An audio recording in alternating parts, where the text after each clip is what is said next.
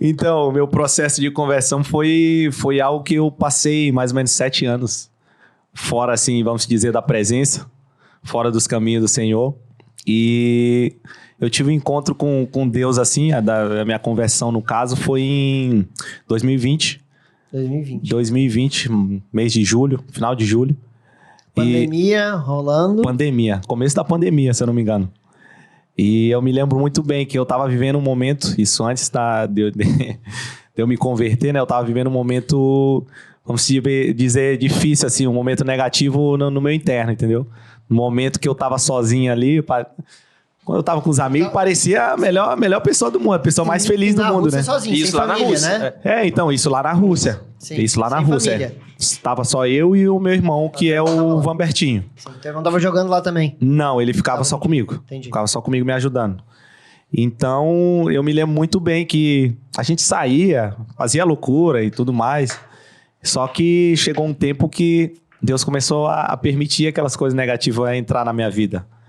E acabou que eu senti um vazio muito grande dentro de mim. Quando eu voltava para casa, assim, depois de festa e tudo mais, parecia que tinha um buraco no meu peito. Entendi. E foi aí que eu comecei a me aprofundar um pouquinho mais na oração, né? De pedir para Deus me dar força e tudo mais, porque no momento ali parecia que eu não conseguia. Aí eu me lembro bem que às vezes eu até conseguia passar uns 3, 4 dias como crente, né? Que a gente fala assim, que a gente... Não, agora eu tô firme, agora eu larguei tudo e tal. Dava no final de semana, o guerreirinho ia lá e caía. Caramba, cara, o cara se... De segunda a sexta o cara era crente. Chegava sexta de noite, sábado... Começava os convites. Começava os convites, às vezes nem precisava de convite. Eu que convidava os outros. Aí acabou que um dia, eu me lembro bem que deu a pandemia e normalmente era para me vir pro Brasil... E eu não consegui, porque os aeroportos tudo fecharam lá. E eu decidi viajar com meu irmão, com amigos e um outro jogador brasileiro também.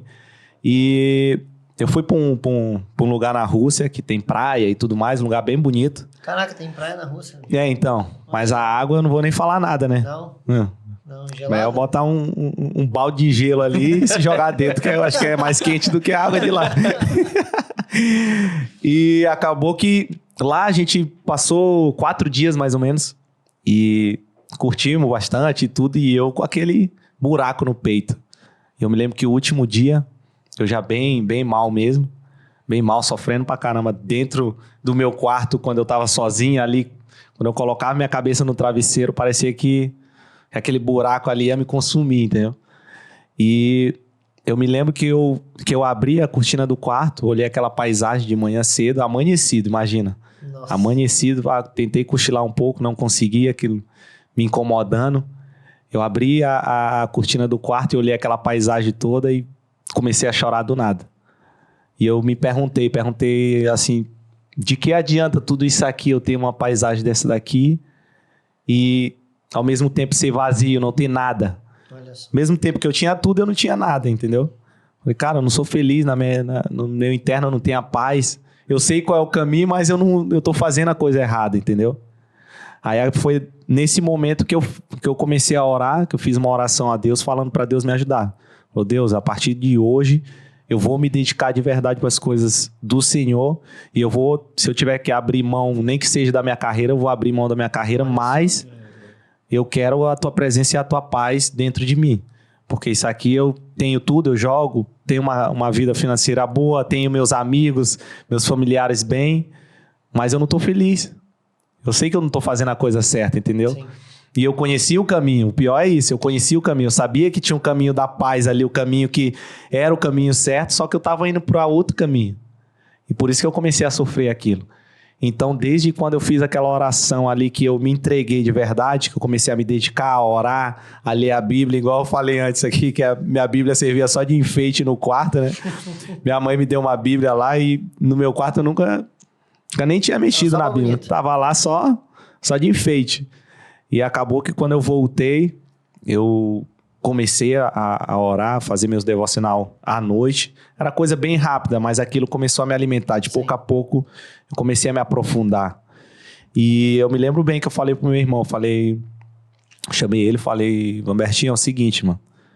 essa vida aí não dá mais pra mim, não. Falei desse jeito pra ele. Essa vida aí não dá mais pra mim. Eu já paguei tudo do meu celular, amizade, tudo negócio que pode me levar pro caminho errado, que me tira do caminho de Deus, eu não quero mais, não. Eu já paguei tudo no meu celular e nem me chama pra ir. Aí ele foi bem homem assim. Ele falou, não, cara, se isso é isso que tu quer pra tua vida, a gente tá junto, entendeu? Aí foi aí que começou meio que a minha caminhada a tá firme com Deus.